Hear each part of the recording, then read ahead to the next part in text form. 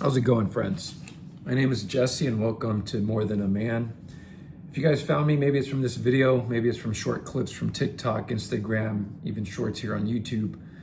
I try to make one long form video every single week, and I try to keep it raw, unedited if I can, unless I really mess up, then I edit that piece out, but I try my best. You guys saw the title for today's video. It's You're Not Weak, You're Wounded. Let me take a sip of this real quick. Remember back in the days where men used to not wear pink, and then they would make the shirts that would say, "Oh, tough men wear pink," and now pink is like any other color that men wear. But we had to make it masculine first. It's just a random thought. But anyways, friends, you're not weak, you're wounded. I have some notes over here to the side. A thing that comes to mind, friends, when I think of that is that society really doesn't want men to feel. And if they do feel pain, sadness, anger, disappointment, rejection, whatever it is, it's not a good quality to have. It's not a good moment in your life to feel that. And a lot of men are gonna tell you as a man to kind of get over it, be strong, push through it.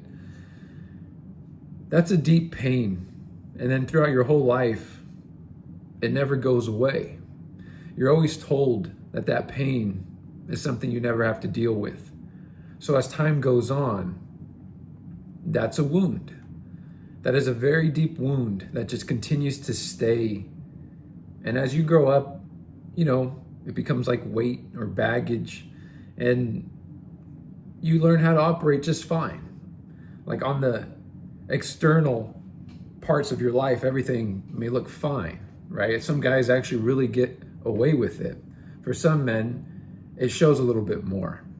But for some men, oftentimes the high achievers, right? You double down and you almost overcompensate for those wounds, right? It's you almost work even harder, and you by default, because of how hard you're working and how big your ambitions are, you catapult, right, to being very highly successful, right, versus just successful or okay.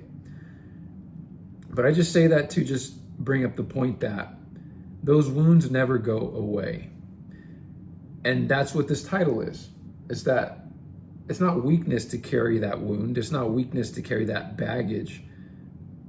But at some point you do have to face it, because otherwise you will just kind of be this broken, wounded man throughout your life. And in those moments where you feel like you are happy and you're content and you have it all, there's going to be a piece that's missing, right? This is assuming you're alone, right? Or even let's say you have a partner. In a relationship as well, in another scenario, that relationship will crumble. You won't be able to maintain it. You're going to have it. Everything's going to be fine. Maybe the honeymoon phase ends. Maybe you get away with it for a year or 2 years. Maybe you have kids and now you stay together for the kids. Whatever it looks like. But it's going to also crumble, because it takes vulnerability to really connect to a woman or build an actual successful partnership. It takes vulnerability on both sides. And oftentimes, if you're one of these wounded, broken men, you're going to struggle with opening up, being vulnerable, sharing how you're feeling. And oftentimes you're going to struggle to share how you're feeling because you don't even know how you feel yourself, right? Because you suppress that stuff. You keep it very down in the depths and the deepest parts of you. But that's where it gets tricky. It just stays a wound right where it's at, unaddressed for years. For some men, their entire lives. And I want to try to catch you just the way I caught myself before it continues to just disrupt so many parts of your life. And you're always going to hear me mention the thread that it's going to impact relationships. That's a given. It's going to. I can guarantee you, 100% guarantee, that it will at some point impact your relationship, that wound. Because the way you start to present, it's subconscious you're not even aware of it, but that wound is dragging you down because maybe deep down there's a hurt inner child inside of you. And that is who the broken boy is. And he doesn't care what's going on in your day to day. He is in his feelings and he wants to be acknowledged. So you're going to feel that emotion pull you in some way. Maybe that's also why drinking just feels good. Or maybe putting yourself in painful situations like waking up early and going to the gym just feels good because maybe you deserve that pain to quiet down that noise within you. But friends, in these videos, I like to also mention lies and truths. A lie that we're often told, and this is one of the biggest ones, is that the patriarchy only affects women. So let's talk about that in today's video. You are also a victim of this patriarchy. You are, not just women. But the difference between this, right, you and a woman in the patriarchy is that you are still benefiting from this system. So oftentimes men don't really like to see themselves as a victim because, not only do they benefit, we benefit from this, but we also think we can win the game. But, chasing success, money, women, like we think that's all in our favor, but oftentimes if we're just the average man, not in the elite classes, right, we're also going to struggle and be victims to this thing just the same. If anything, they kind of fool us like twice, right? They get us because we're actually a victim being suppressed by the system. And then they get us when we actually realize, this game is rigged. It's only meant for only a small percentage of men will benefit from this patriarchal system. And you likely probably won't be one of them. But that's a big lie that we're told. The reason why this is a lie is because how society is currently built right here in America, right? I can say global, but I'm just going to keep it here. Is that our society teaches men to hide pain instead of healing it. They'd rather keep you feeling like your feelings don't matter. Like that wound that we're talking about doesn't need to be addressed. It's a way to kind of keep you in control, right? Make sure that you're always numbing that pain with vices or whatever it is that you choose, right? Because if you were to actually heal that wound, heal that inner child, go against what the system wants you to do in this patriarchal system, you would start to realize that you have a lot of power in feeling your emotions because you start to live life on your terms in a much lighter way. You don't have to mask, you don't have to numb. You're living life in full. And I like to say you're living life on hard mode because to live in current society without any vices at all, like no drinking, no smoking weed, whatever it is, right? Whatever your addiction is, right? A distraction of some sort. To live a life without any of that is living life on hard mode. But if a man does that, that just makes you even more stronger of an individual because you are in control of your emotions now. Those healing or those wounds don't no longer move you throughout this life. You know the wound is there, you address it. You know that pain is there, you're not scared of it, you face it, and you become a better person because of it. Maybe you still look the same externally, but now within yourself, that inner peace is actually there. And because of that, you're more present in life, more aware of your surroundings and how you're feeling, how other people are feeling, doing, maybe realizing a little bit about the culture here in America at the moment, right? And all the things that happen, right? Like AI, capitalism, right? You can look at the world in a different way. But as men, society teaches us to hide that pain. Another one in that is society teaches us to be strong. And one thing that we often get twisted is we think be strong means to not feel anything. And there's a difference. Be strong, right? I mean, how many times have we been told to just be strong? We often think don't feel. That's what that means. But again, that just perpetuates that cycle of numbness, masking, that wound I have, I'm just gonna ignore it for now. My external life is just fine. Have my nice car in the driveway. I just got a promotion at work. So what if I drink, a glass of wine every evening to just kind of numb the pain a little bit? you know. So what if I live for the weekends? So what? It's balanced, feels balanced, feels okay. Same idea. Another note I put here is we confuse emotional wounds for weakness.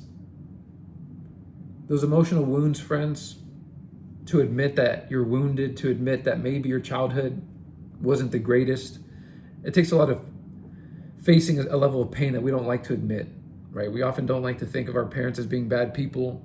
We don't want to think that, were we really emotionally neglected? Were we really parentified? In this patriarchal system, are we actually a victim? Like, if we're a victim, that means we're not in control. What do all those things say about me as a man? It takes a lot of power away, or what we think is power. But what I think power is to acknowledge the shit, right? Acknowledge it, feel it, sit in it, take it in, process it, live a life with intention. That's a big thing. That's a positive out of all of this. If you do the work to dive to that inner peace, is you live a life with intention. If you look around, so many men just hidden in vices, living a life unfulfilled, not making intentional moves. That's at the root. The root is the wound. A lot of people you'll see are just putting band-aids on it. Oh, I just work out. I just wake up early. I just count my macros. I mean, those are all good band-aids. They're all things you have to do as part of the process. But why do you need to do those things? Where is that pain coming from? It's coming from that wound that we mentioned earlier, that oftentimes we're not even aware of because we've buried it so deep. If it was something we wanted to reach, friends, we would reach it. But it's too painful for most of us. Trust me. It's very painful. Every morning when I wake up, and sometimes I don't have the energy, I'll be honest, but I've created a container in the mornings where I can sit in a space where it's like, what part of this shit do I feel today? And it really does, honestly, help me breathe lighter throughout my day and give me a different level of inner peace I'm not used to. That's a benefit from that. So we said the lies, right? One of them is thinking we're not a victim of the patriarchal system, that we think that be strong means to don't feel. We confuse emotional wounds for weakness. When it comes to the truth, friends, I wrote, wounds don't make you weak. Ignoring them does. So here I am telling you there's a wound deep inside you. Maybe it comes from emotional neglect. Probably does come from your childhood. Maybe it comes from the patriarchal system and growing up with a father who taught you his blueprint and helped you suppress your emotions and mask and not talk about anxiety, depression, sadness, suicidal thoughts. Those are wounds. Ignoring them, friends, that's the weak part, because that's the easier part for us to do. Strength comes in actually bringing it up and talking about it and feeling it. That's what real strength is. At least that's my reframe. And maybe that reframe is beneficial to you. I would think it is for most, if not all men, to just reframe that idea that emotions equal weakness. To feel your emotions takes more strength. Emotional wounds come from things like childhood expectations, rejection of maybe expressing yourself as a child and actually being sad or happy in moments. I remember that. And that's why for me, I do now realize I experienced some facets of emotional neglect by my parents, my upbringing. And it's that rejection around me of me expressing my honest feelings as a child, right? To my father, whoever it was. And then not feeling seen, right? As a boy growing up. And those innocent feelings. You get trained early on. Like, there's a reason why you are this way. We'll just put it that way. And then another truth here is real strength is the courage to face what hurt you. So those wounds that we talk about. At some point, friends, if you want to stop this cycle, you have to dive into it. One of the best ways to do it is just starting therapy. One of the things that when I first started therapy, my therapist said, he's like, hey, your goal is to learn how to feel. I look at this journey like a ball of yarn, with like no idea where the end point is, but we kind of found the starting point of it. And it's just all enmeshed in itself, and whatever pops up, we'll start with that goal you have, but whatever pops up along the way, we'll work through it. And I'll tell you here, friends, that like so much popped up along the way. So much. Those were my wounds. And that's why I know, and I know that you have some. Because what I used to say is, I'm fine, and I'm good, I don't need therapy. I'm a nurse, I make over 100K, I already have a pretty good relationship. Like, yeah, it's kind of rocky sometimes, but like, it's here. And what I didn't know is it was crumbling, honestly. I have my dogs, I have a house, I have somewhat inner peace, I have a structure. I go to the gym, I count my macros, like I do the things, right? But I was so wrong, so wrong. The thing is, friends, and I'll end with this, we'll be here next week. If you've been carrying wounds in silence, start by admitting that they exist. That was my step one. And I'm going to be here to kind of stand in the way of those people that are willing to listen. Because I'm like you. I thought I was just fine the way I was, and I wasn't. I really wasn't. And that's okay. Honestly, because I live life on my terms, it feels like now. Sure, everything in society is still unchanged, but I can at least live a life with much more inner peace within it. And in that, I still get angry that things are the way they are, and I think that's kind of why I started this movement, if I'm honest. It's just to at least maybe in this process, in this process of talking to others, I get to also reaffirm that work that I've done in myself. Anyways, friends, you can't heal what you refuse to feel. Kind of wrote that little thing at the end. It's kind of cheesy, but it's true. You can't heal what you refuse to feel. See you on the next one.